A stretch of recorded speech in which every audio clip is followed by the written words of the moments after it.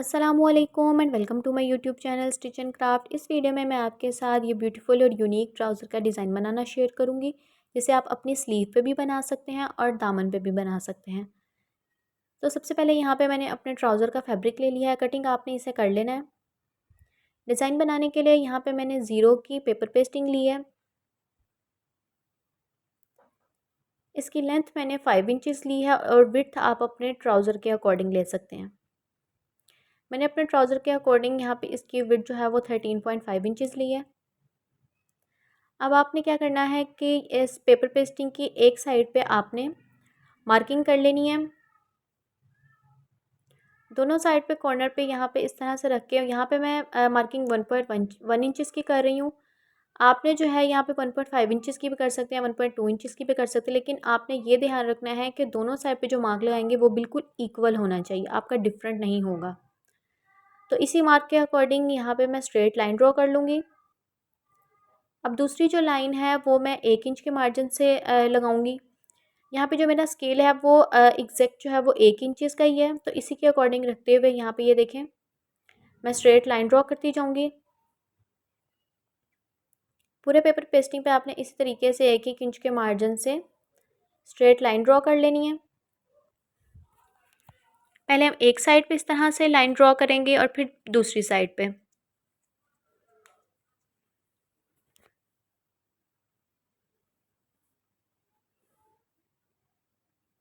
ये साइड एक साइड की लाइंस हमारी यहाँ पे ड्रॉ हो चुके हैं। अब जो है वो हम दूसरी साइड की लाइन ड्रॉ करेंगे।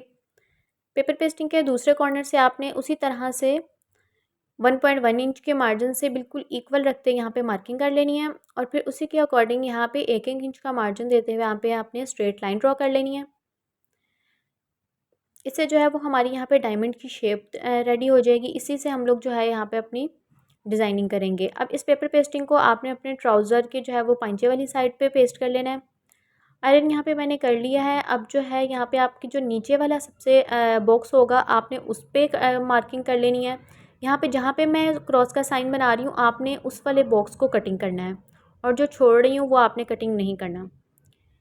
एक जो लाइन आपकी होगी उसे आपने कटिंग करना है, फिर ऊपर उससे वाला जो बॉक्स की लाइन होगी उसे आपने छोड़ देना है, फिर उससे ऊपर वाली जो होगी आपने इस तरह से मार्किंग कर लेनी है इसकी ओवरऑल। अब जहाँ पे मैंने क्रॉस के साइन बनाए हैं उसी पे जो है यहाँ पे मैं इस तरह से मिड में रख के कट लगा लूँगी।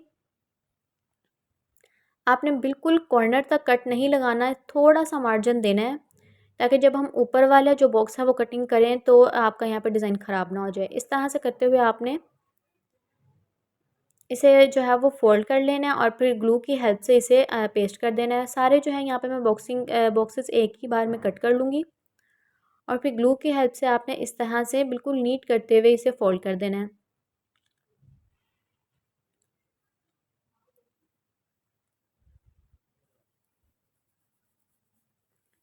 नीचे वाले सारे बॉक्स को आपने इस तरीके से पहले एक साइड से फ़ोल्ड कर लेना है और फिर ग्लू लगा के दूसरी साइड से फ़ोल्ड कर देना है और फिर नीचे से देखें इस तरह से आपका जो है वो डायमंड शेप नीचे से जो है वो आपकी बन जाएगी।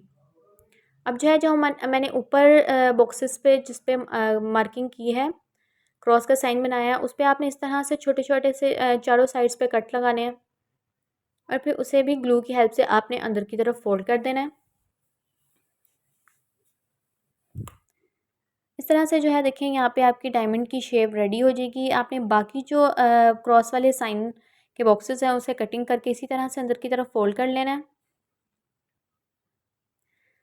आपने यहाँ पे कट बिल्कुल बहुत ध्यान से लगाना है और ताकि जो है वो आपका डिज़ाइन ख़राब ना हो जाए। देखिए एक लाइन जो है यहाँ पे मैंने बॉक्सेस बना लिए हैं। अब जो ऊपर वाली लाइन होगी आपने उसी तरह से करते हुए इसे छोटे-छोटे से कट्स लगा लेने हैं और फिर अंदर की तरफ इस तरह से पेस्ट करते जाना है।